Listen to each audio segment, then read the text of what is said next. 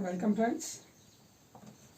Today we are going to take the new concept, that is touching circles. Okay, so if you have given two circles, so circles can be touch each other in two conditions, right? The first condition is like this. Okay, this is the first condition, means both the circles touch each other internally here. Okay, means this is the small circle which is touching this circle internally, right? And what will be the next condition? The next condition will be, suppose this is the circle and another circle will touch it by external side, right? Okay, so those are the two conditions. Okay, so suppose this is point P, which is the center of smaller circle, and suppose this is point Q, this is the point of or center of the bigger circle, right? Okay, it can be out or it can be in of this inner circle, right? And this is point of contact. Okay, here is, this is point of contact, that will be R, and here there is R, here P, and here Q. Okay, so in this condition, okay, tell me what will be the difference between two centers, means what will be the difference between two circles, two centers, sorry, means P आणि Q मधला difference किती आहे? आता P हे काय आहे लक्षात आलं का? P हा एक सेंटर आणि Q हा दुसरा सेंटर आहे, राईट? ओके, जर समजा आता एक कन्सिडर करा, सपोज QR म्हणजे काय, आपण याला R1 म्हणूयात, मोठ्या सर्कलची रेडियस आहे. Suppose QR is 5 centimetre, QR किती आहे? 5 centimetre. And R2 means the radius of the smaller circle is, means what is that radius? Radius is PR. Okay, लक्षात घ्या, रेडियस PR आहे, PQ रेडियस नाही, PQ हा बाहेर आहे त्याच्या, ठीक आहे? So PR is radius, that is R2, and suppose that is 3 centimetre. किती आहे असं कन्सिडर करूया, 3 centimetre. So what will be the distance between two centres? तर दोन सेंटर मधला डिस्टन्स किती आहे? हा किती असणार आहे? लक्षात घ्या, हे टोटल जे आहे ते 5 आहे आणि हे जे इथून इथपर्यंत आहे ते 3 आहे. म्हणजे हा जो डिस्टन्स आहे तो डिस्टन्स तुम्ही कसा काढणार? तर मोठ्या रेडियस मधून छोटी रेडियस काय करणार? मायनस करणार, मीन्स R1 मायनस R2 करणार. पण कधी? Wien the circles touch each other internally, जर ते एकमेकांना इंटरनली टच करत असतील तर R1 मायनस R2 करावं लागेल. And here you can see P is the centre of a circle and another circle is of Q, right? With center Q. So what will be the distance between two centers? काय असायला पाहिजे दोघांमधला distance? Suppose this is R1 and this is R2. So that must be R1 plus R2. It means when the circles touch each other internally, then we have to subtract radius second from radius 1, means bigger minus smaller, and here smaller plus bigger or bigger plus smaller, you can take as you want. Okay, means आता याच्यात काय करणार, जर internally touch करत असतील, अंतरस्पर्श असतील, तर radius 1 मधून रेडियस 2 मायनस करणार, आणि तेच जर सर्कल एकमेकांना बाहेरून टच करत असतील या प्रकारे, तर त्यावेळेस दोघांचं काय होणार? ऍडिशन होणार, राईट? आणि आणखीन एक महत्वाची गोष्ट, this is the point of contact, this R is point of contact, this is centre 1, centre 2, you can write, right? So all the 3 points are always collinear. हे जे 3 पॉइंट्स आहेत ना, ते नेहमी कोलिनियर असतात. Means P dash R dash Q. Okay, means R is between P and Q, दोघांच्या मध्ये असणार आहे. ऍक्च्युली तो मध्येच असेल असंही नाही, म्हणजे इथं तुम्हाला काय, फक्त या दोघांच्या मध्ये आहे, तो कुठेही असू शकतो, इकडच्या बाजूला असेल, इकडे, फक्त त्या कशावर डिपेंड असेल? ते रेडियसची लेंथ किती आहे, राईट? फक्त एक लक्षात घ्या की पॉइंट ऑफ कॉन्टॅक्ट आणि दोघांचे सेंटर जे आहेत ते कसे असणार आहेत? एकाच लाईन मध्ये असणार आहेत, कोलिनियर असणार आहेत, एक रेषीय असणार आहेत, right? Okay, means when the circles touch each other externally, then we have to R1 plus R2, right? And when the circles touch each other internally, then R1 minus R2 we have to do like this. Okay, so हे concept आहे ती महत्वाची आहे radius distance काढण्यासाठी. कशातला distance काढायचा? दोन centre मधला. पण कधी? when the circles touch each other internally and externally, right? Okay, so तुम्हाला हे मला वाटतं पेज नंबर 56-57 वरती तुम्हाला थोडंसं दिलेलं आहे. And then you have given the theorem also. काय थेरम आहे पाहते? Theorem of touching circles. Okay, आता इथं जे मी म्हटलं ना की the point of contact is always on the line of centre, म्हणजे ते जे सेंटर्स आहेत त्या सेंटरची जी लाईन असणार आहे त्याच्यावरतीच पॉइंट ऑफ कॉन्टॅक्ट काय असणार आहे तुमचा असणार आहे. It is given and it is not need to it is no need to explain that, it is very easy to understand also, so you can do this. Okay, so we will take the practice set 3.2. okay,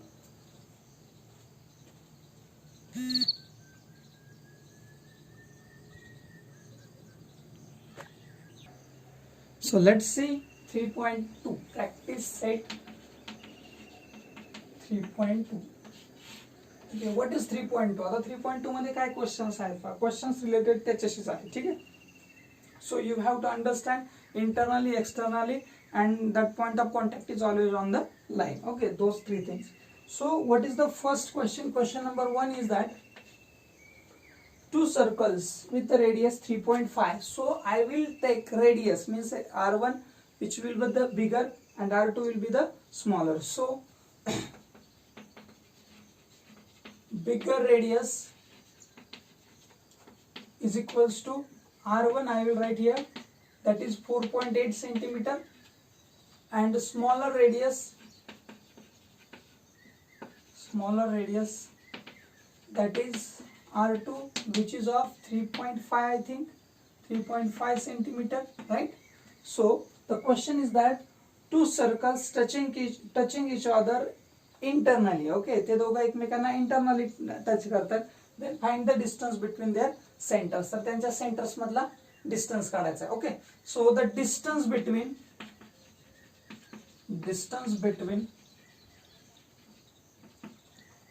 their centers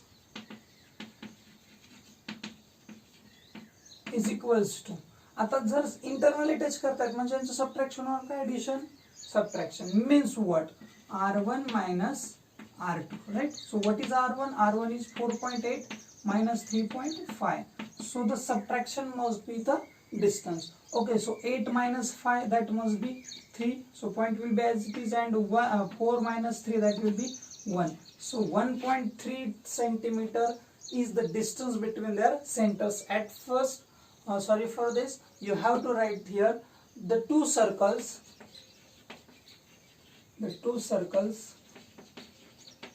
touch each other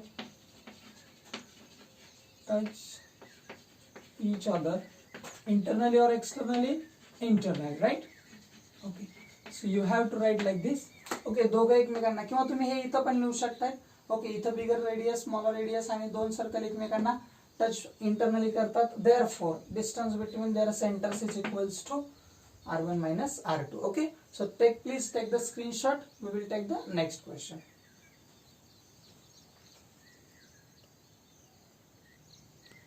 Now in second question you have given that two circles touch each other externally. Okay, opposite with the first question.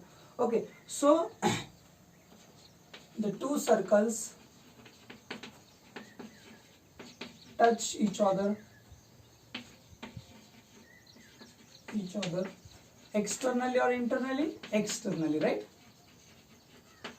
Okay, so two circles touch each other externally एकमेकांना touch करतात, means therefore r1 is equals to, sorry, I will write like this, r1 is equals to, what is the bigger radius, 5.5, and what is the second radius, that is 4.2. okay, so circles touch each other externally, it means distance between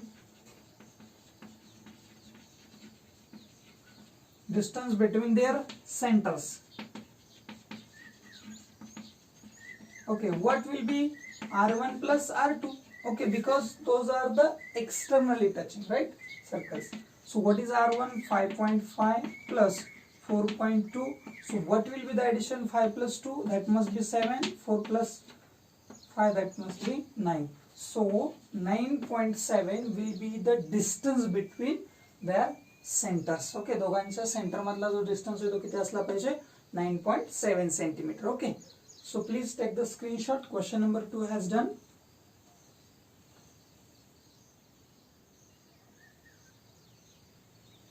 Okay, now question number 3. Actually question number 3 is of construction.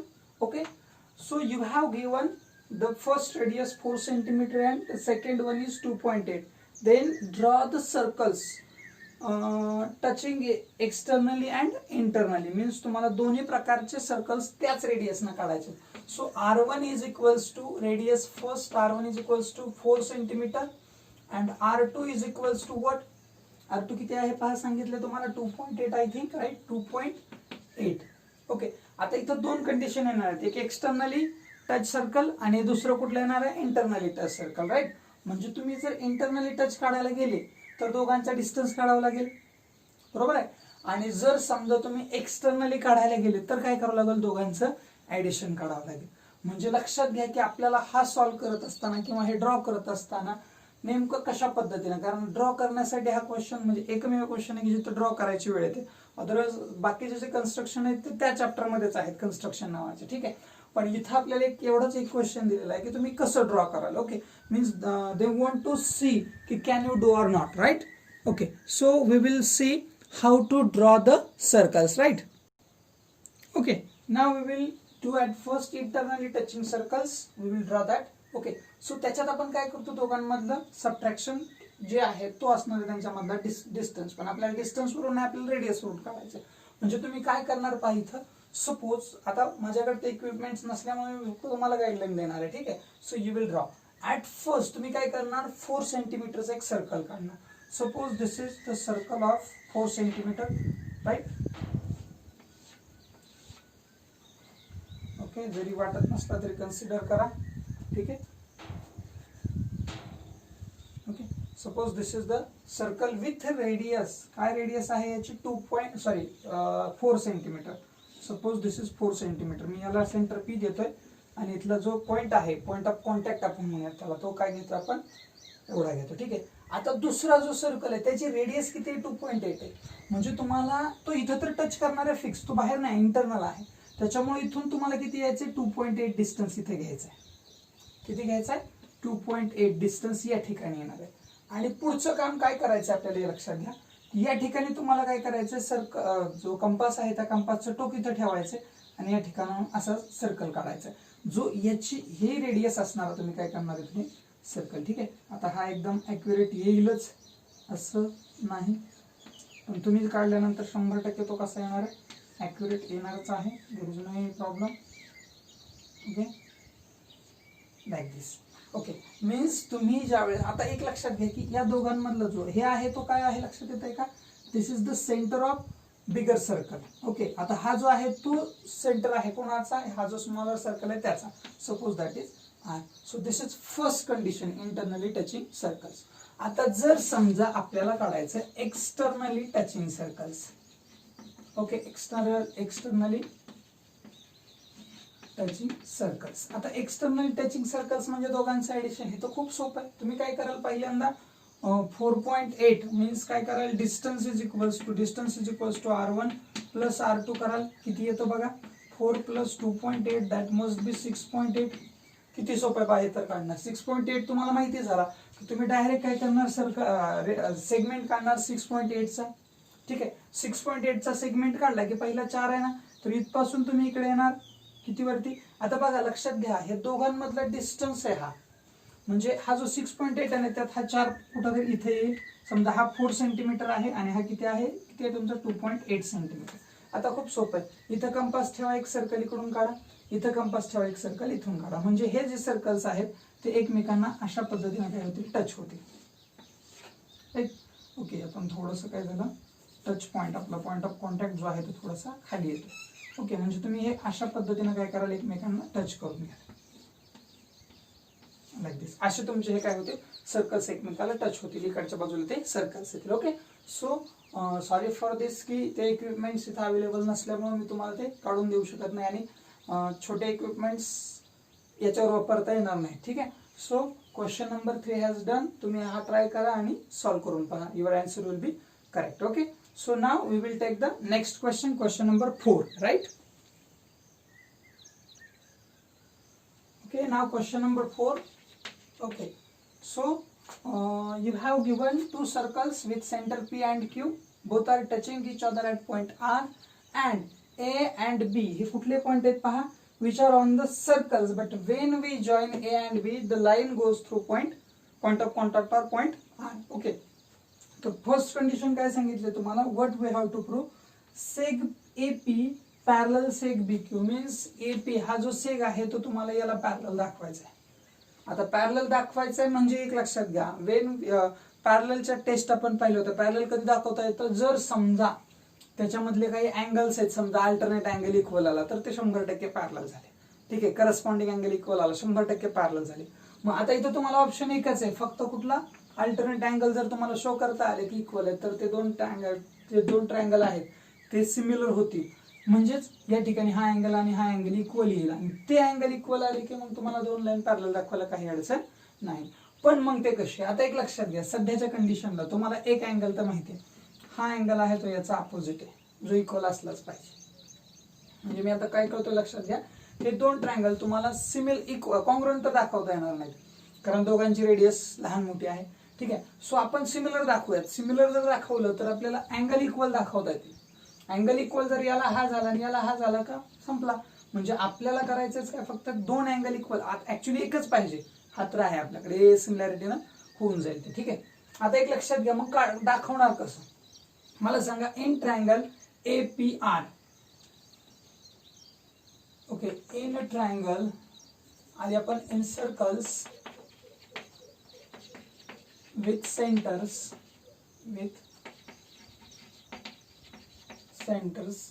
P and Q, आपण दोन circle घेतो, centre P आणि Q असणार आहे. ठीक आहे, आता त्याच्यामध्ये पहा P आणि Q मध्ये आपण विचारात काय घेतोय, इन ट्रायंगल, मी ट्रायंगल कुठला घेतोय ते लक्षात घ्या, in triangle APR, in triangle APR. Okay, triangle मी घेतो APR. ठीक आहे, can I say side AP is equal side PR. पहा बरं पडतंय का तुम्हाला, ही साइड म्हणजे साइड एपी ला साइड PR कॉन्ग्रुएंट आहे का, डेफिनेटली आहे. का माहितीये का, because both are the radius of the same circle, दोन्ही एकाच सर्कलच्या रेडियस आहेत. म्हणजे याचा अर्थ आहे दोन अँगल, दोन ज्या साइड आहेत ना ते इक्वल आल्या, दोन साइड इक्वल आल्या म्हणजे त्यांचे अपोजिट अँगल कसे आले, इक्वल आले, म्हणजे हा आयसोसेलेस ट्रायंगल झाला. ओके, देअरफॉर जर साइड इक्वल आहेत एकाच कशात ट्रायंगल मध्ये तर त्याचे अपोजिट अँगल सुद्धा कसे असतात, इक्वल असतात. देअरफॉर अँगल कुठला घेते पहा मी, PAR, angle PAR congruent angle कोणता यायला पाहिजे सांगा, ARP किंवा PRA, बरोबर आहे. आता इथं काय येईल बघा, आयसोसेलेस ट्रायंगल थेरम. आयसोसेलेस काय सांगतो, जर समजा साइड सेम आल्या, ओके, साइड सेम आल्या किंवा इन आयसोसेलेस ट्रायंगल किंवा opposite sides of congruent, opposite angles of congruent side, असं जरी लिहिलं तुम्ही रिझन तरी चालेल. ठीक आहे, सो ही साइड जी आहे ती याच्याशी इक्वल आहे, मग याची अपोजिट अँगल आणि याचा अपोजिट अँगल, हे दोन अँगल अशी कसे असले पाहिजेत, इक्वल असले पाहिजेत. हा याच्याशी आणि हा याच्याशी, म्हणजे हे दोन अँगल, बरं लक्षात घ्या, म्हणजे याचे अपोजिट ही आणि याचा अपोजिट हा अँगल, हे दोन अँगल एकमेकांशी कसे आले, इक्वल आले. आता विचार करा, जर विचार करा की हा याच्याशी इक्वल आहे, क्लिअर आहे, हा याच्याशी इक्वल आहे, म्हणजे राहिलेला जो अँगल आहे हा तो कशाशी इक्वल असणार आहे, याच्या सारखाच आला. कसं ते पहा. आता सिमिलरली, आता इथे मी काय म्हणतो, वाटल्यास इथे आपण स्टेटमेंट नंबर 1 देऊयात. सिमिलरली इन ट्रायंगल, आता मी खालचा ट्रायंगल घेतो PQB.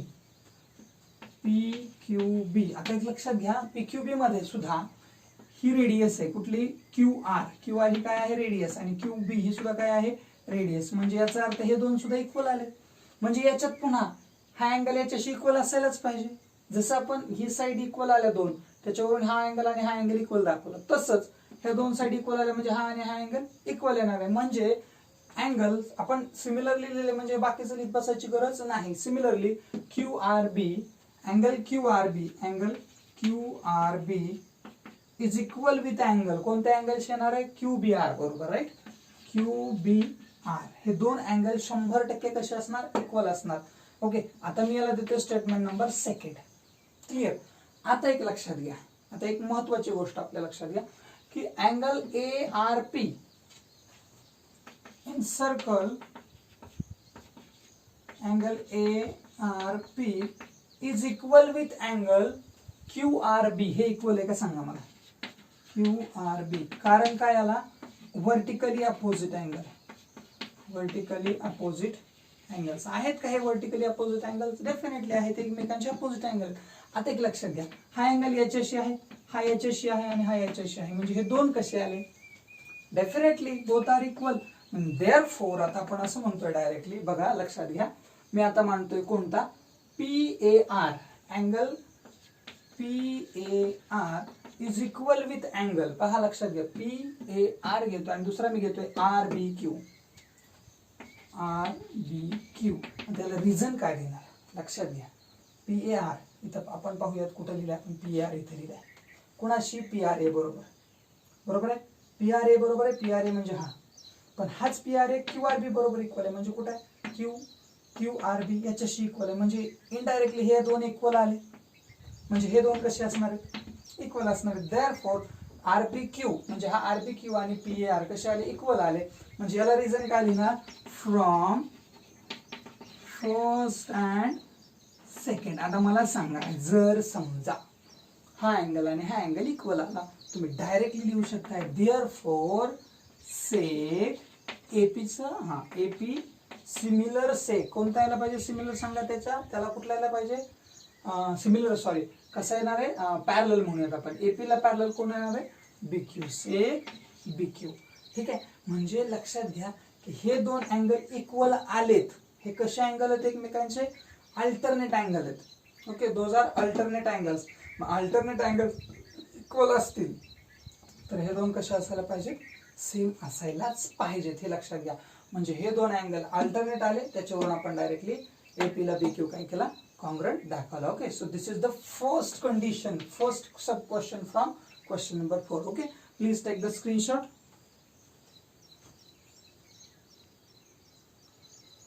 Now we have to prove the second thing. Second thing is that triangle APR means this is APR and triangle RQB or BQR. Okay, RQB is दिले त्यांना. तर हे दोन कसे दाखवायचे? आपल्याला सिमिलर दाखवायचे. दाखवू शकता आपण सिमिलर? डेफिनेटली. ओके, कारण आपण 1 आणि 2 मध्ये हेच तर अँगल दाखवलेत ना. याला हा अपोजिटला हा अपोजिट म्हणजे हे अपोजिट दाखवले आणि हे काय दाखवलेत? आता अल्टरनेट अँगल दाखवा, किंवा आपण 1 आणि 2 मध्ये जे दाखवलं त्याच्यावरून डायरेक्टली लिहू शकताय तुम्ही. ठीक आहे, सो इन ट्रायंगल कुठला? एपीआर अँड ट्रायंगल कुठला घेतोय आपण? पहा, आर क्यू बी. ओके, आता हे दोन, तर याच्यामध्ये आपण हा दाखवूया पहिल्यांदा ARP angle ARP congruent angle कोणता येणार ARP ला? QRB याला देणार आहेत व्हर्टिकली अपोजिट अँगल्स. ठीक आहे, व्हर्टिकली अपोजिट अँगल्स आले. आणि दुसरी एक पेअर आपल्याला लिहिणं गरजेचं आहे, ज्याच्यामध्ये आपण ही लिहूयात किंवा ही पण लिहू शकतो, काही अडचण नाही. ठीक आहे, तर आपण लिहूयात जी आपल्याकडे आहे already, PAR angle PAR congruent angle कोणता घेणार आहेत? पहा, PAR ला आपण घेणार आहेत RBQ. ओके, आता इथं एक लक्षात घ्या, आपण हे कुठेतरी लिहिलेलं आहे मागं, मला वाटतं स्टेटमेंट नंबर 2 मध्ये किंवा 3rd मध्ये. आपण 3rd मध्ये पण काय केलेलं आहे? हे दाखवलेलं आहे क्लिअरली. 3rd स्टेटमेंट काढलेलं नाही, पण हे आपण दाखवलेलं आहे. कारण काय की हे दोन ट्रायंगल मध्ये आपण मगाशी अल्टरनेट अँगल एकमेकांचे दाखवले होते, तर त्याच्यामध्ये आपण स्टेटमेंट फर्स्ट सेकंड काय जे स्टेटमेंट आहे ते तुम्ही लिहू शकता. मागं तुम्ही स्क्रीनशॉट काढलेला आहे. ठीक आहे, तर तिथून तुम्ही ते लिहा. Therefore triangle APR similar triangle कोणता यायला पाहिजे? पहा, RQB. आणि याला टेस्ट काय यायला पाहिजे? You have 2 angles, it means AA similarity test. Okay, दोन्ही ट्रायंगल एकमेकांचे सिमिलर झाले आणि टेस्ट कुठली आली? AA similarity. आणि लक्षात घ्या, आपण स्टेटमेंट 1 किंवा 2 मध्ये हे दोन अँगल कसे दाखवलेत? इक्वल दाखवलेत. इव्हन मला वाटतं जे लास्ट स्टेटमेंट आहे इथं जे आपण लिहिलं होतं बघा खाली, तर त्याच्यात आपण जर स्टेटमेंट दिलेलं असेल तर त्याला 3rd स्टेटमेंट द्या आणि ते स्टेटमेंट इथं लिहून घ्या. ठीक आहे, म्हणजे तुम्ही जे आधीच्या स्क्रीनशॉट मध्ये जे घेतलंय तिथं शेवटी आपण 2 अँगल इक्वल आणून दाखवले होते, हे 2 अँगल. ठीक आहे, आणि मग त्याच्यावरून डायरेक्ट आपण लिहिलं होतं की हा हे दोन इक्वल आहेत म्हणल्यावर अल्टरनेट आहेत, आणि त्याच्यावरून हे. तर तिथं स्टेटमेंट नंबर 3 आणि इथं फ्रॉम वाटल्यास काय करूयात आपण? From 3rd. ओके, सो आणि अशा पद्धतीने दोन ट्रायंगल काय करून दाखवता येतात आपल्याला similar. Okay, so triangle APR and RQB are similar with each other. Now third statement काय म्हणतं पहा, if okay if angle PAR is equals to what, that is 35, then find the measure of angle RQB. What will be the RQB? So where is PAR? PAR means here. Okay, this is PAR, that is 35 you have given. So what we have to find? This angle. Okay, so think, if it is 35, definitely this is also 35. If this is 35, then this is 35. If this is 35, then it is also 35. Means हा 35 झाला, हा 35 झाला. Okay, means सगळे angle कसे आहेत, equal आहेत. Okay, so angle PAR is equals to 35 दिलेला आहे. तर PAR कशाशी इक्वल आहे बघा, PAR आपण दाखवला ARP बरोबर. वाटल्यास आपल्याला ज्याची गरज आहे तोच मांडूयात ना, कशाला सगळे मांडत बसायचे, आणि हा मांडायचा. Okay, so BRQ is equal with angle BRQ is equal with angle कोणता आहे दुसरा बघा, RBQ. आता लक्षात घ्या, मी हे दोन अँगल काय घेतलेत, कारण मला Q काढायचा आहे. मला ह्या दोघांच्या मदतीने ह्याची जे हे आहे मेजरमेंट ते काढता येईल. Okay, so is equals to 35. लक्षात घ्या, PAR 35 आहे. ओके, आणि हे सगळे अँगल सारखे आले, हा आणि हा हे दोघं सुद्धा 35 असले पाहिजेत. इन ट्रायंगल, आता आपण मेन ट्रायंगल कडे येऊयात. In triangle RQB. Okay, angle R plus angle Q plus angle B is equals to 180 degree. Is it right or wrong? Right. Okay, so what is angle R? Angle R is 35 plus what is angle Q? We don't know. Angle Q will be as it is. What is B? That is also 35 is equals to 180, right? Now at the second step, so angle Q will be as it is. What is the name of angle Q? RQB. Angle RQB is equals to 180. That will be as it is. And when we add 35 plus 35, we will get 70. So minus 70. So what is the addition? 110. Which angle? RQB. Means angle RQB will be of 110 degree. Okay, so this is question number 4. Okay, so please take the screenshot. This is second sub question, this is third sub question. Okay, and we have only 3 sub questions. Okay, so take the screenshot.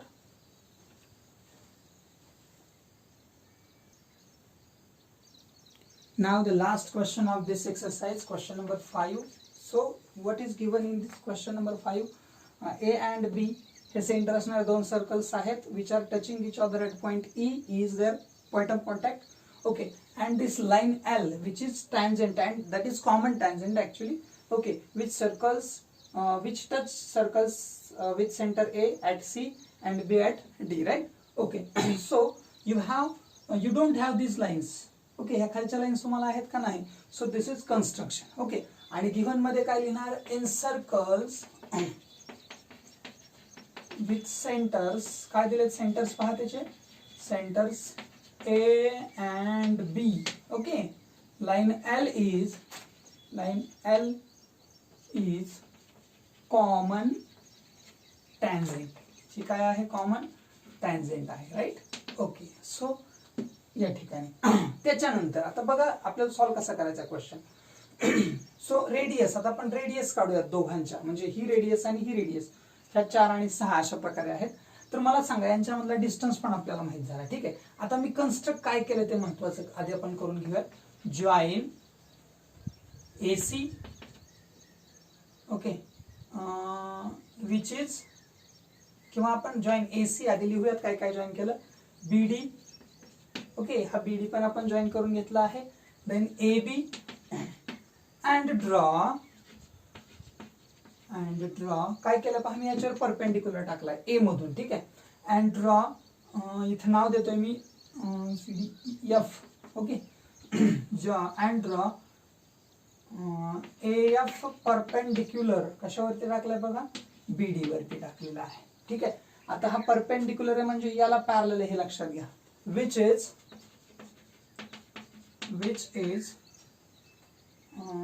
किंवा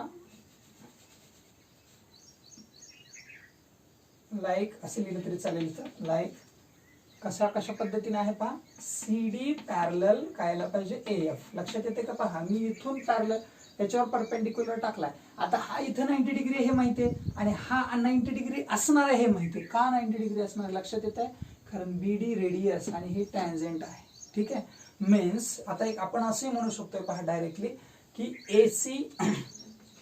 AC perpendicular line L okay line L and BD perpendicular line L म्हणजे line L वरतीच दोन्ही perpendicular आहेत ठीक आहे कशानुसार कळतंय का तर याच्यासाठी आपण थेरम बघितलेला आहे टॅन्जेंट थेरम ठीक आहे तर टॅन्जेंट थेरम नुसार दोन्हीही एकाच लाईन वरती परपेंडिक्युलर आले इथं ठीक आहे आता पहा AC किती आहे AC is equals to 4 centimetre BD किती आहे BD is equals to 6 centimetre आता एक लक्षात घ्या मला सांगा AC आणि FD सेम आहेत का डेफिनेटली AC आणि हा जो FD आहे ते सेम असले पाहिजेत का तर या ठिकाणी ह्या लाईन सारखी ही लाईन झाली आता लक्षात घ्या म्हणजे हा ना इनडायरेक्टली बघा हा 90 डिग्री आहे हा पण 90 डिग्री हा पण 90 डिग्री आहे हा तिसरा सुद्धा 90 डिग्री असलाच पाहिजे लक्षात घ्या क्लिअर करा ओके आता एक मला सांगा की आता याच्यामध्ये इन क्वाड्रिलॅटरलचं नाव सांगा CDBA किंवा ABDC ओके अँगल A किती आहे माहित नाही तोच आपल्याला माहित नाही नेमका angle C is equals to 90 degree angle दुसरा कुठला आहे B is equals to sorry B नाही आपला येणार सॉरी AFDC येणार आहे AFDC ओके अँगल C किती आहे पहा हा आपण घेतोय तो कुठला हा C घेतल्यानंतर F आणि D घेऊया अँगल F किती आहे 90 डिग्री आहे अँगल D किती आहे 90 डिग्री आहे देअरफॉर राहिलेला जो चौथा अँगल आहे क्वाड्रिलॅटरलचं टोटल मेजरमेंट असतं 360 therefore angle A is equals to 90 degree means quadrilateral AFDC is काय असला पाहिजे AFDC हा रेक्टँगल राईट तो रेक्टँगल आहे याचा अर्थ काय कळलं का CD हा इक्वल आहे कोणाच्या AF च्या वाटल्यास स्टेटमेंट नंबर 1 देतोय आता एक लक्षात घ्या मी काय दाखवलंय मला हे याच्याशी इक्वल दाखवायचं होतं का कारण हे काढता येणं सोपं आहे कसं सोपं आहे पहा आता मला सांगा BD तुम्हाला माहिती आहे BD इज इक्वल्स टू किती आहे BD is equals to 6 centimetre but BD कसा आहे बघा BD नेमका कसा तयार होतो BF प्लस FD होतो BF plus FD is equals to 6 आता इथं रिझन द्याल तुम्ही B dash F dash D because F is between B and D दोघांच्या मध्ये आहे ठीक आहे सो आता BF तुम्हाला माहिती आहे का नाही so BF will be as it is plus what is FD is आता FD किती आहे हे लक्षात घ्या हा 4 आहे तर हा सुद्धा 4 असणार आहे इथं वाटल्यास इथं स्टेटमेंट जरी लिहिलं तरी चाललं असतं तुम्हाला AC इज इक्वल्स टू आणि इथं आपण नाहीतरी दाखवलंच ना AC is equals to FD ठीक आहे या काय आहेत अपोजिट साइड्स ऑफ रेक्टँगल ठीक आहे सो आता बघा BF प्लस FD किती आहे आता FD माहिती झालं आपल्याला 4 आहे that is 6 okay so BF तुम्हाला इनडायरेक्टली भेटून जातो 2 कसा 4 मायनस होईल 6 मधून आणि BF तुम्हाला हा जो आहे ना BF हा जो आहे ना तो तुम्हाला किती भेटला 2 भेटला right means this is 2 now so आता मला एक सांगा की हा जो आहे AB is equals to AB काय असेल पहा 4 प्लस 6 दॅट मस्ट बी 10 म्हणजे हा तुम्हाला टोटल भेटला 10 हा भेटला 2 आता काढायची ही साइड हा आहे राईट अँगल ट्रायंगल म्हणजे कसा काढणार बाय पायथागोरस थेरम उगाच दुसरा चॅप्टर आपण शिकलो का ठीक आहे please take the screenshot at first because I want to find AF okay so please take the screenshot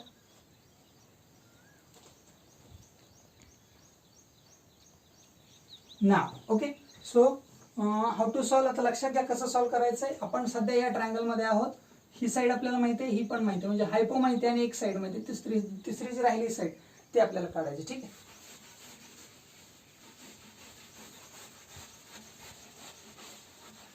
so in a triangle सांगा ट्रायंगलचं नाव इन अ ट्रायंगल कुठला ट्रायंगल आहे आपला ट्रायंगलचं नाव आहे ABF in triangle AFB angle F is equals to 90 degree angle F किती डिग्रीचा आहे 90 डिग्रीचा आहे So by Pythagoras theorem,